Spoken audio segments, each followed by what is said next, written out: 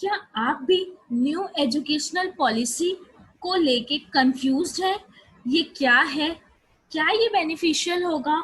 और ऐसे बहुत सारे क्वेश्चंस आपके दिमाग में हैं, तो आपने अपनी प्रॉब्लम को सॉल्व कर लिया है। Hello everyone, my name is Alka. Welcome to our channel Yutika study solution. अगर आप एक पेरेंट हैं, एक स्टूडेंट है या फिर एक लर्नर है जो कि कॉम्पिटिटिव एग्जाम की तैयारी कर रहे हैं, तो ये वीडियो आपके लिए बहुत ही यूजफुल होगा। चलिए अब हम देखते हैं कि आज का थॉट ऑफ द डे क्या है जो हमारे इस टॉपिक को एनलाइटन कर सकता है।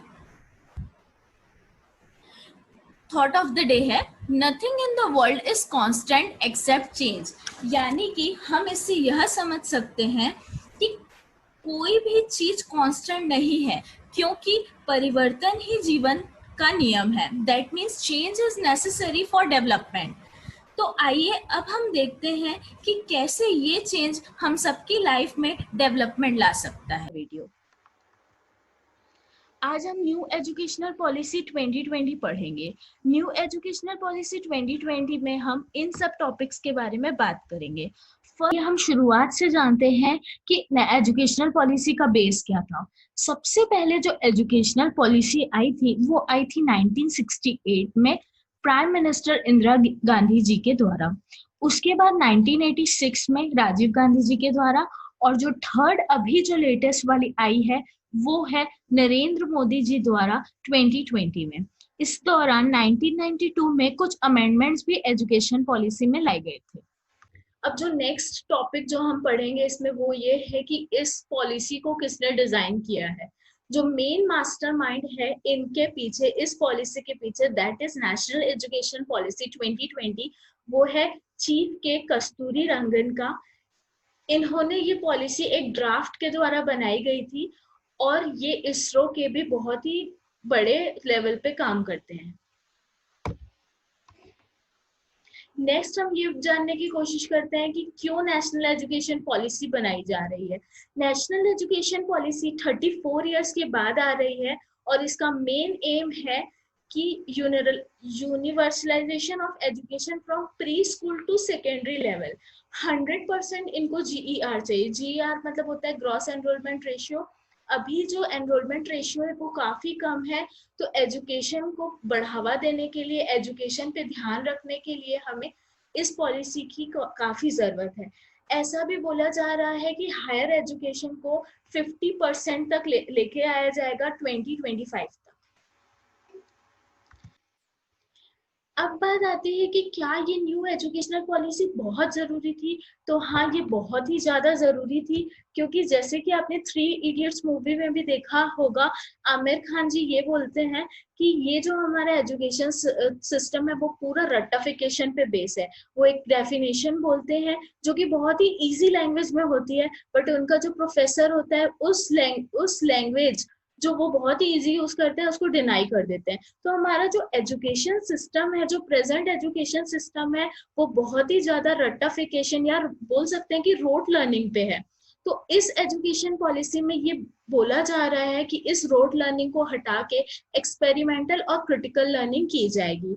इसका ये मतलब है कि जो अभी की जनरेशन आएगी, जो अब स्टार्ट करेगी अपना एजुकेशन, वो काफी रिलैक्स तरीके से एजुकेशन को कर सकेगी। तो ये बात बहुत अच्छी है कि 2020 के बाद, या फिर ये बोला जा सकता है कि 2022 में एक्चुअली ये इम्प्लीमेंट होगी पॉलिसी। और जो बच्चे अब पढ़ाई करेंगे वो बहुत ही साइंटिफिक वे में पढ़ाई करेंगे, एक्सपेरिमेंट्स के बेस पे करेंगे, और ये बहुत ही पॉजिटिव और अच्छा इफेक्ट लाएगा इकोनॉमी में।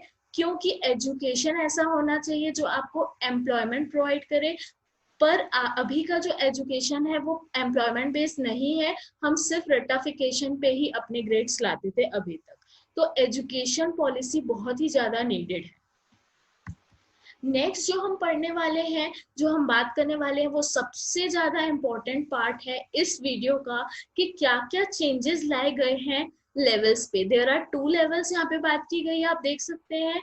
एक है स्कूल लेवल और दूसरा है कॉलेज लेवल। आइए बात करते हैं स्कूल लेवल पे। जो सबसे पहला चेंज हम स्कूल लेवल पे देखेंगे वो देखेंगे कि अब कोई भी लैंग्वेज बैरियर नहीं रहेगा। जी हाँ दोस्तों, ऐसा बोला जा रहा है कि एटलीस्ट 5th क्लास तक और प्रेफरेबली 8th क्लास तक हम रीजनल लैंग्वेज या फिर मदर टंग में बात कर सकते हैं, पढ़ाई कर सकते हैं, जो कि काफी अच्छा चेंज है। ऐसा बोला जा रहा है कि इंग्लिश कंपलसरी नहीं रहेगी, कम से कम 5th स्टैंडर्ड या फिर प्रेफरेबली 8th स्टैंडर्ड तक। नेक्स्ट जो हम बात करेंगे वो बात करेंगे वोकेशनल एजुकेशन की।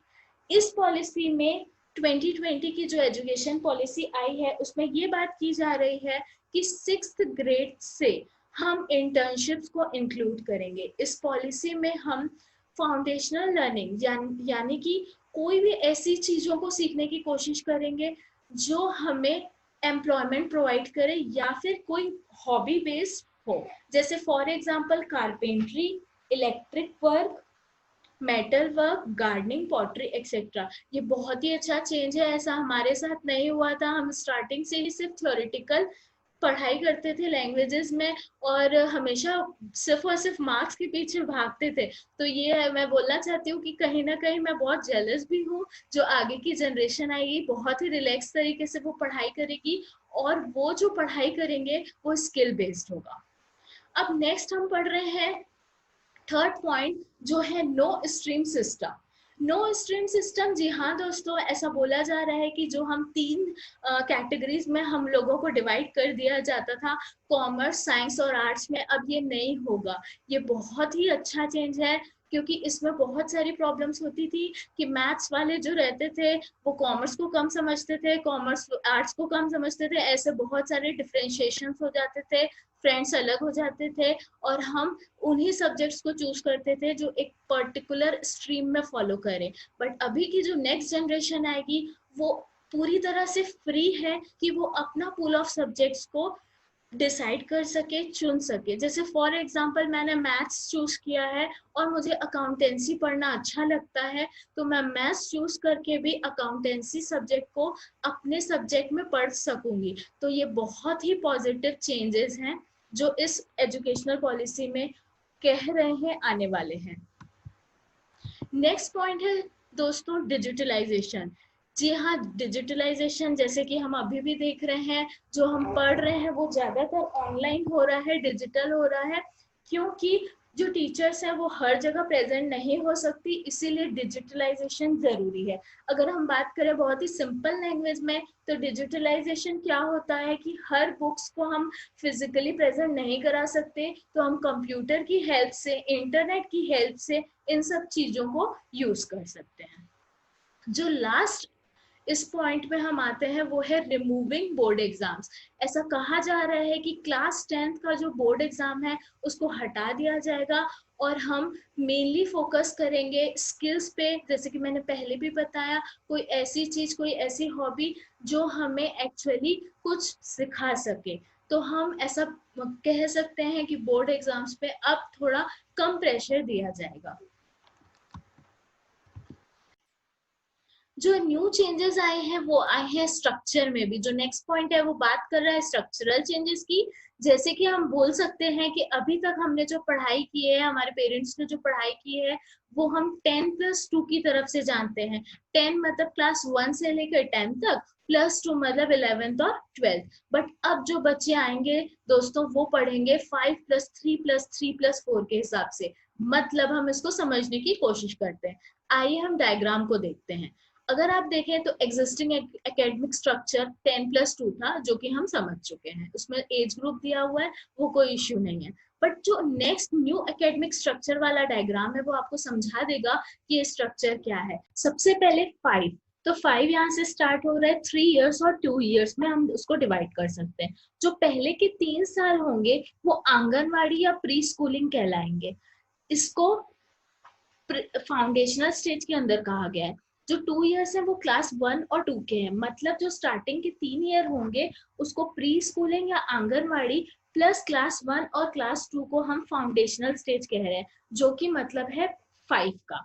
उसके बाद है 3 साल और, 3 साल और है क्लास 3, 4 और 5 के, जिसको हम प्रिपरेटरी स्टेज कह रहे हैं। प्रिपरेटरी स्टेज में हम ज्यादा बर्डन नहीं देंगे बच्चों को, प्ले, डिस्कवरी और एक्टिविटी बेस्ड इनकी लर्निंग होगी।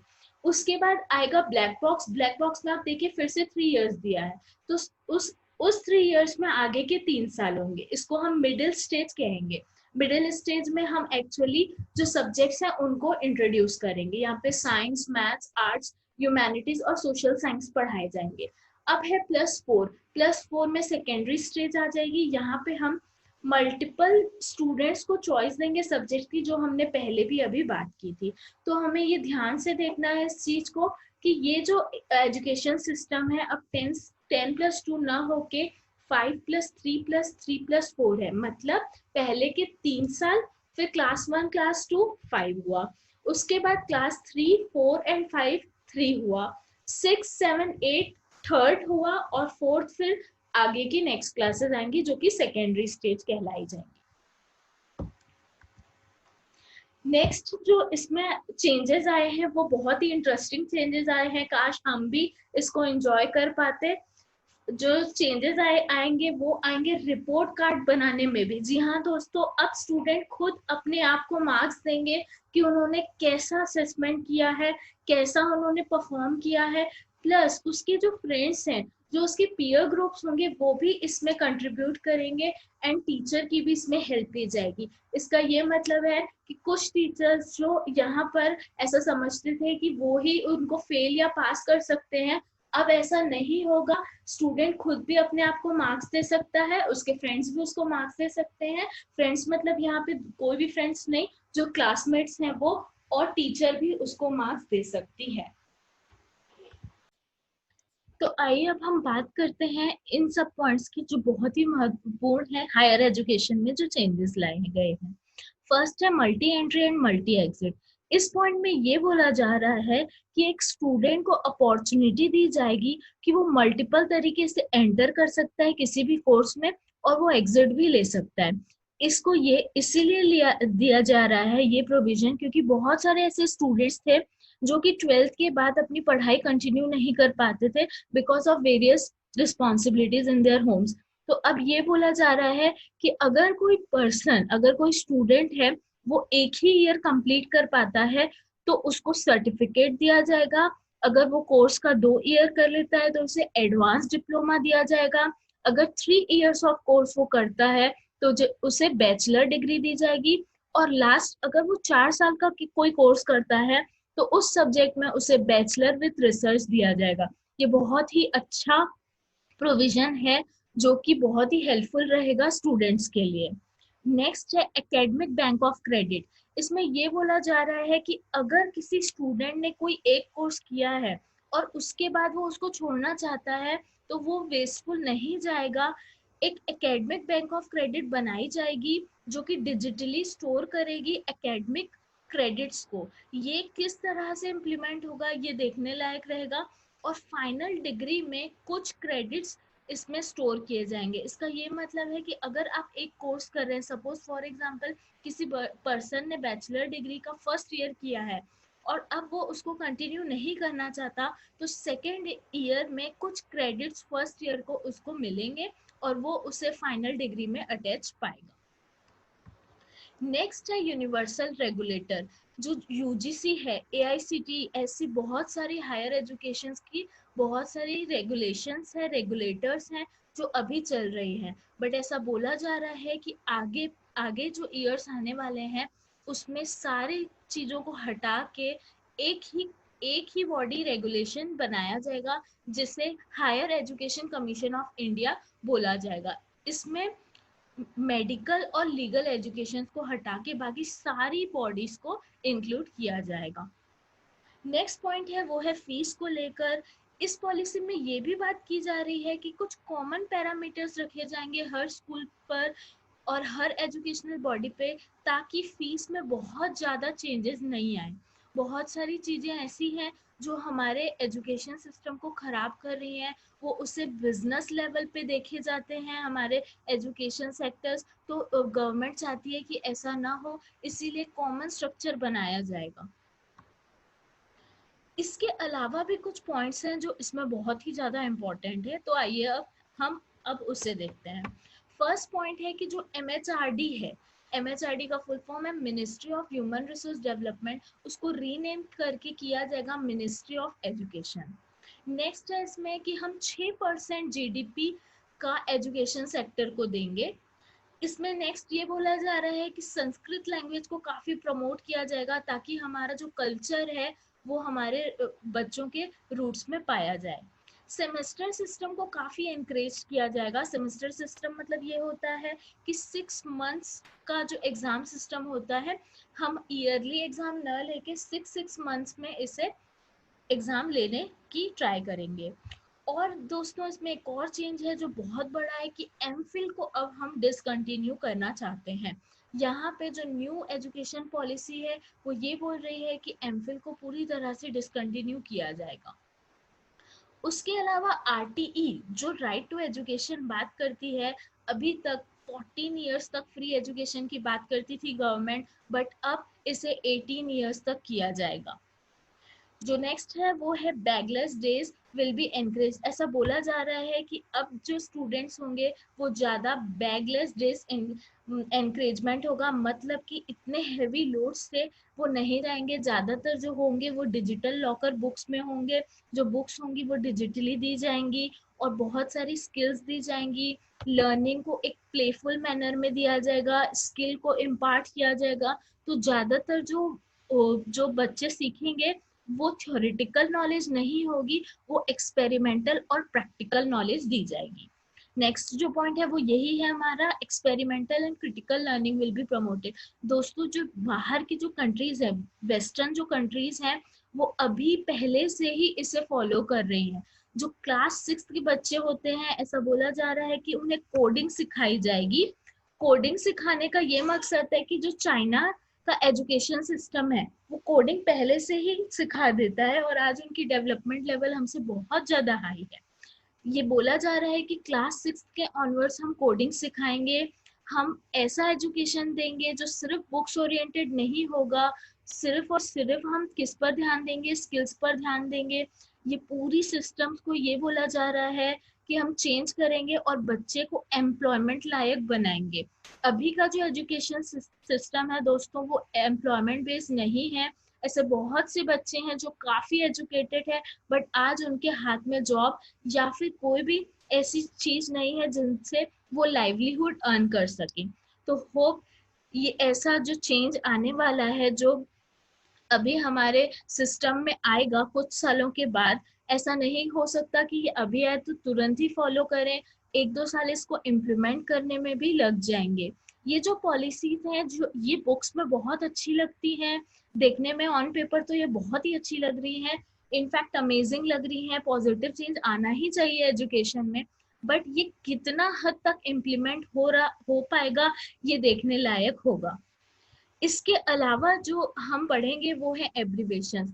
ये कुछ एब्रीवेशंस हैं फ्रेंड्स जो आपको इस टॉपिक के अंदर पढ़ने होंगे।